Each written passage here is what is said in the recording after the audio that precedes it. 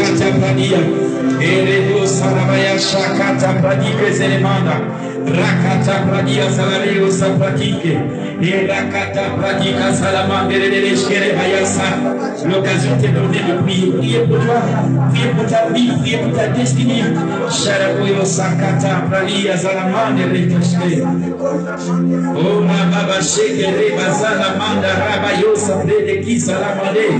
Rababa shakata pradika zelemanda reyasa. Rabaya sakate pradika salamande releshkere.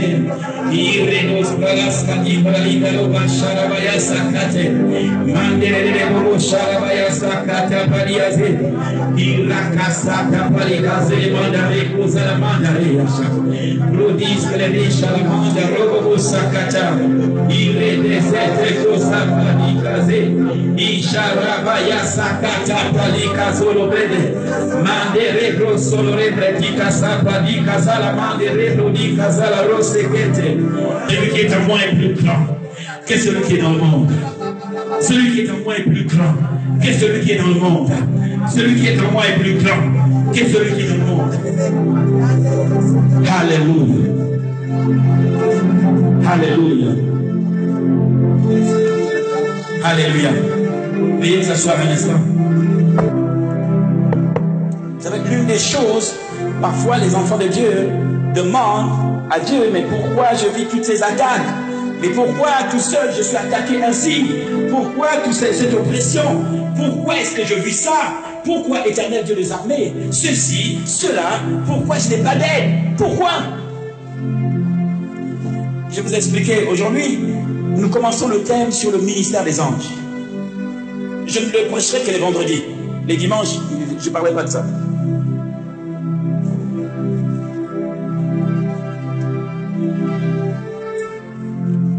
Donc ça veut dire que chaque vendredi, je vais avancer dans le thème. Aujourd'hui, je pose juste les bases.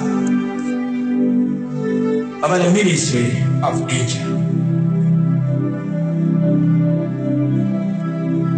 Vous savez, beaucoup passent plus de temps à étudier le fonctionnement du diable, des démons, mais ils ne connaissent pas le fonctionnement de Dieu et de ses anges.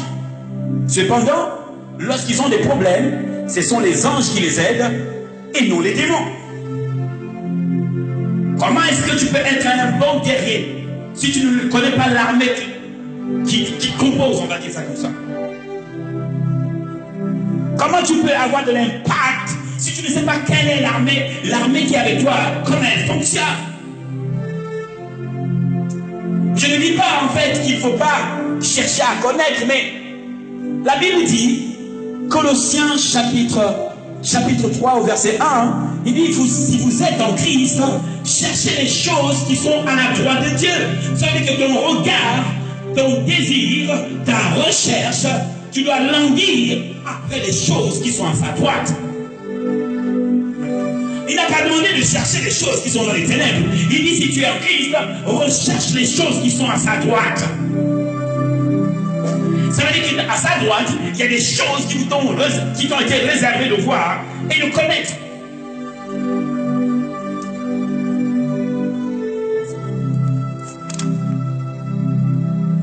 Vous savez, c'est un grand sujet. C'est un sujet qui peut nous prendre l'année. Chaque vendredi, je vais vous parler un peu de quelque chose. Aujourd'hui, je pose les bases. Dans Genèse chapitre 1, verset 1, la Bible dit, au commencement, Dieu créa les cieux et la terre. In the beginning. Donc au commencement, Dieu créa les cieux sur la terre. On s'arrête au premier verset. Il dit, au commencement, Dieu créa le ciel et la terre. C'est le commencement de la terre et non le commencement du ciel où se trouve Dieu. Donc quand il dit, au commencement, Dieu créa le ciel et la terre, il ne parle pas de lui-même son commencement, il ne parle pas de l'activité angélique, il parle de la sphère terrestre. Ça veut dire qu'en fait, avant que la terre et son ciel ont été créés, il y a un monde qui existe. Ça veut dire que le monde qui existe avant, ce monde spirituel a créé le monde physique. Quel le spirituel, dans un autre monde appelé Papa Dieu, a commandé au monde physique d'apparaître et d'exister. Il ne parle pas à ce moment de la création du ciel là où il est et les anges. Il parle du commencement de l'activité au niveau de la terre, de ce qui se passe sur terre. La terre a ses yeux, son ciel. Si tu ne sais pas comment fonctionne le royaume des cieux, le royaume des cieux est composé par Dieu et ses anges. Sans oublier les anciens qui sont là-bas. Des gens qui ont déjà quitté la terre, qui se retrouvent là-bas.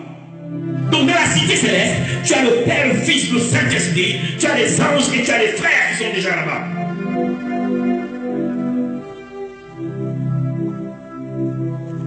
Mais notre impact sur terre dépend de notre, comment on sait ce que nous savons de ce royaume.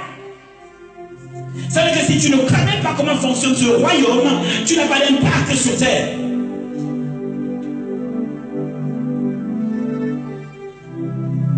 Je vais vous montrer un principe. Prenez Genèse 49, verset 19. Le thème aujourd'hui, on commence aujourd'hui, et là je pose les bases. On verra les catégories d'anges. On verra le fonctionnement depuis l'Ancien Testament jusque dans le Nouveau Testament. On verra leurs rangs, les différents rangs qu'ils ont. Mais pour aujourd'hui, nous posons les bases sur le ministère des anges.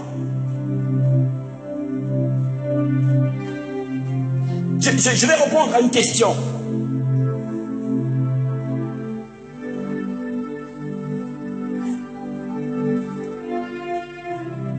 Prenez 1 Corinthiens 10, 13.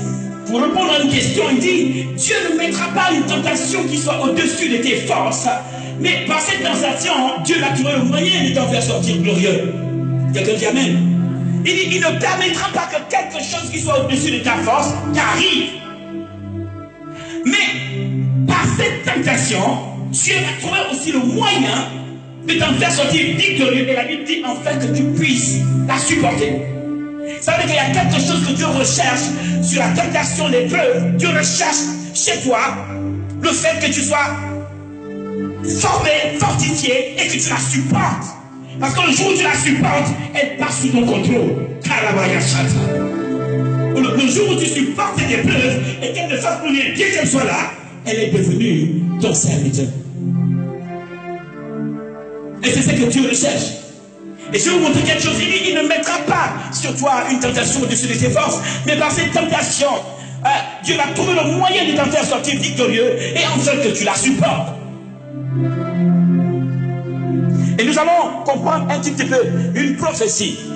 Genèse 49, verset 19. Genèse 49, verset 19 dit ceci. Et là, c'est Jacob qui prophétise sur ses fils. Donc, il donne une prophétie à Gad. Gad, G-A-D, un de ses fils. Et il dit à Gad qu'il y a une troupe. Il dit à une seule personne que dans le futur, une troupe va t'attaquer.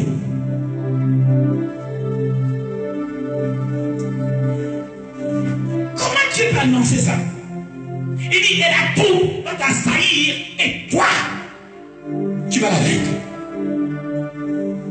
Jacob annonce à Gad. Il dit à Gad, et je crois que c'est la seule prophétie concernant Gad. Il dit qu'une troupe va t'attaquer, Gad. Elle va t'assaillir. Mais toi, tu vas la dominer et vaincre. Quelqu'un dit Amen. Et ça, c'est une prophétie. Donc, à partir de ce jour, Gad a quelque chose à faire. Gad doit se préparer parce qu'on a annoncé qu'il y a un combat, il y a une troupe qui arrive contre lui. Donc, ce que Gad doit faire, c'est de se fortifier, de se bâtir, rechercher la connaissance pour se préparer à une guerre. Ça veut dire, lorsque Dieu prophétise sur toi, tu dois te préparer à une guerre. Si tu n'aimes pas la guerre, n'aime pas les prophéties. Si tu es quelqu'un qui n'aime pas la guerre, il ne faut pas désirer les prophéties. Et là, Jacob prophétise sur Gad. Il dit, Gad, fils, tu vas être attaqué par une troupe. Essayez d'imaginer. Et le petit Galilée, il était son père. Hein? Il dit la tour va t'assaillir. Il dit, mais toi tu vas vaincre la tour. Et Dieu ne permettra pas une tentation au-dessus de défense. Aya Soprali, à moins que Dieu ait remarqué que tu as la capacité de résister à ça. Une épreuve ne viendra pas sur toi sans que Dieu ait remarqué que comment il veut dire à une seule personne que tu seras attaqué par une troupe. Et il ne dit pas à la personne si lui aussi va avoir un groupe avec lui. Pour lui, une troupe va t'attaquer, elle va t'assaillir et tu vaincras. Et tu peux te poser la question de comment je fais pour vaincre. Donc, entre le moment où tu reçois la prophétie, l'ennemi se prépare. Il constitue la troupe qui doit t'attaquer. Mais de ton côté, tu dois te préparer à rencontrer une troupe. Quelqu'un m'entend? C'est vrai dans 2 Rois 6, 15 à 16, il est question d'Élisée. Élisée est tout seul. Élisée sort de sa maison, ils n'ont question que 2, lui et son serviteur. Et la Bible dit une troupe armée devant Élisée est tout seul. C'est-à-dire que Dieu ne peut pas amener une troupe contre toi, à moins que toi aussi, tu es devenu une troupe. Listen, Élisée est tout seul, apparemment physiquement il est tout seul. Mais il a pris le temps de grandir. Il a pris le temps de grandir et maintenant, lui aussi il est devenu une troupe. Donc physiquement on le voit seul, mais autour d'Élisée il y a une troupe. Et Dieu ne peut pas permettre que tous ces soldats arrivent si Élisée est tout seul et sans aide. Si Dieu le permet, ça veut dire qu'Élisée est devenu lui aussi une troupe. Il ne peut pas permettre à une tentation ou une épreuve, une circonstance de venir contre toi si Dieu ne s'est pas rassuré que tu as les éléments nécessaires pour résister à la chose et pour la vaincre et la supporter. Quelqu'un dit Alléluia. Ça veut dire que quand Dieu le permet, ça veut dire que tu n'es plus tout seul, tu es devenu une troupe. Mais il faut que tu sois conscient de la troupe que tu formes. You want to become a troupe. Tu es devenu une armée.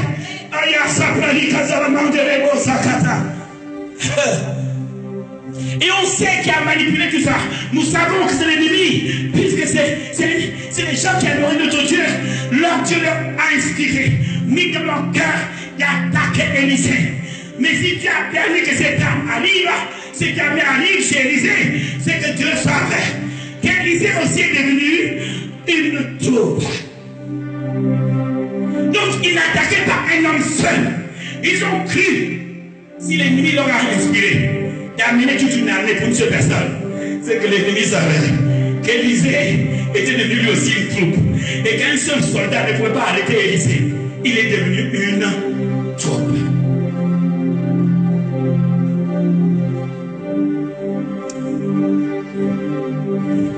Quand Dieu amène un événement, quand Dieu amène une circonstance, quand Dieu amène un problème, il se rassure d'abord que son enfant a reçu les éléments nécessaires.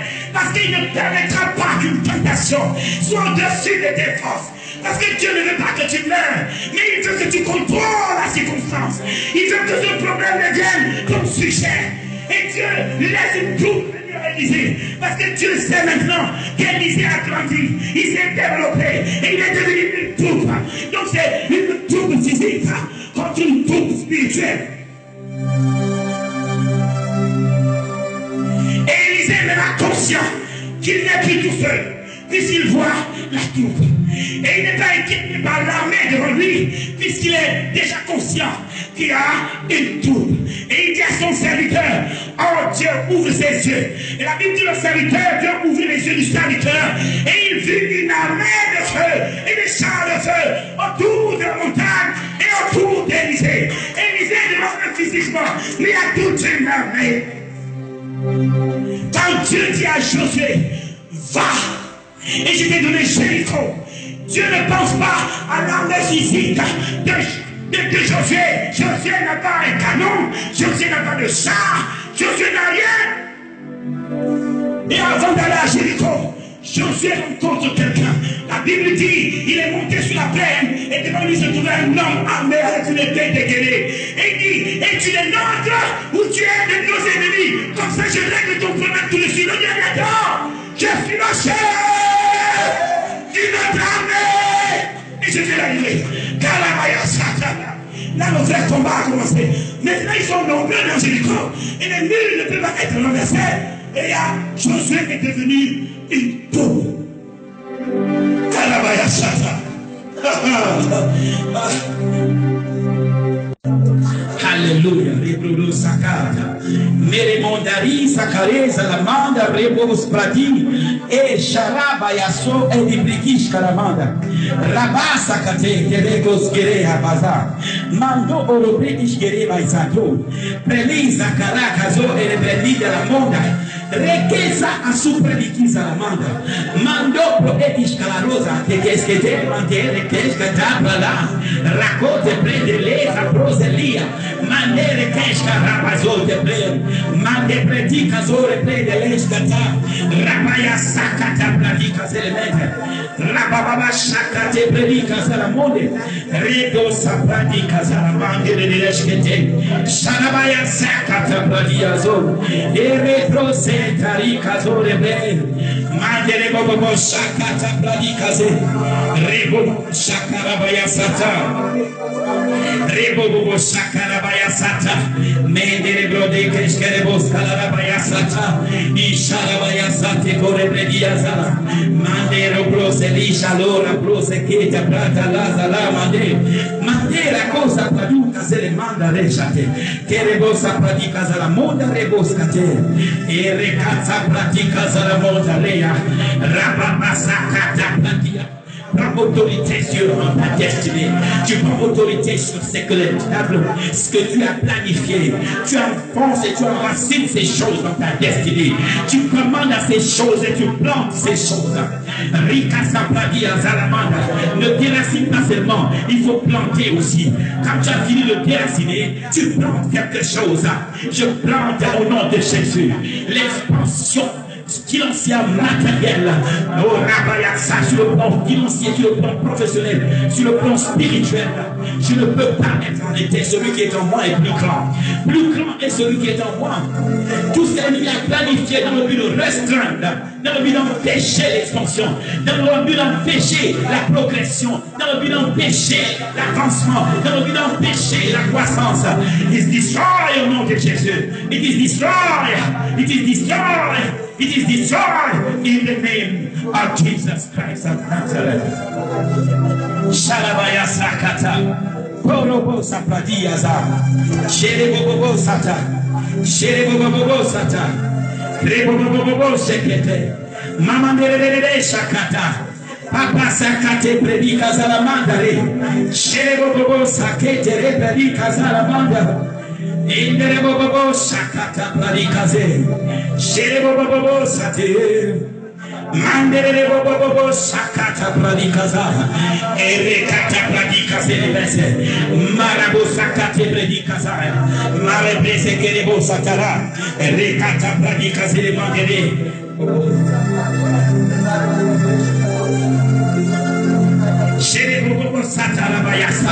Les choses n'arrivent pas par hasard dans ma vie. Je déclare, je provoque ces choses au nom de Jésus. Ce que je lis sur terre est lié dans les cieux. Ça veut dire que les cieux contrôlent la terre. Au nom puissant de Jésus, I release.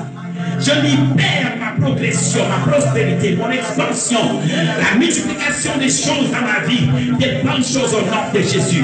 Je prends du territoire au nom de puissance de Jésus. Par la puissance du sang de Jésus, j'étends mon territoire, j'expande mon territoire, expansion et croissance et multiplication. Et Sharabaya Sakata Pratika Zalandesa. Rebobo Sakata Rababa Sate. Sherebobo Sata. Sherebobo Sata. Rebobo Sata Rabayasa. Minderebobo Sata Reble de Keshala. C'est l'adoration de Dieu. Sherebobo Sharabaya Sata Prati. Manderebobo Sata Prati Kasele Reble Kaso.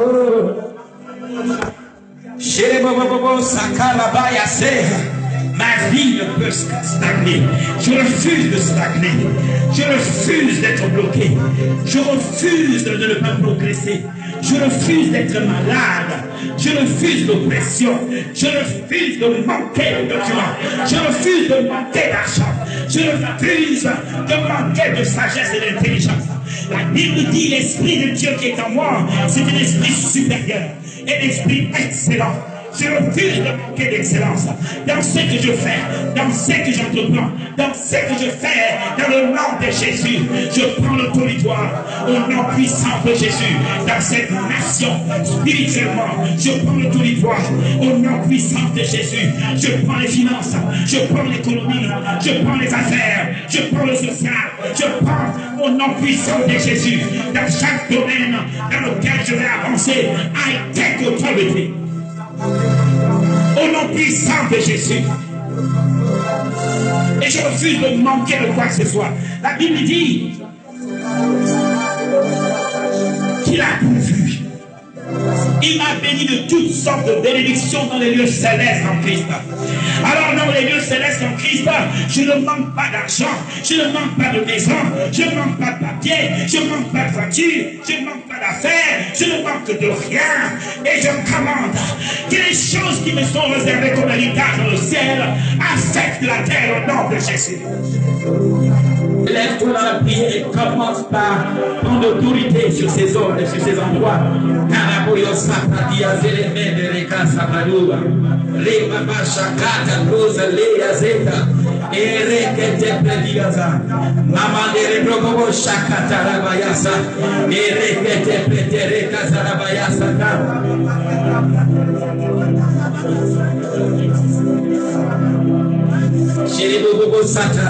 Sata.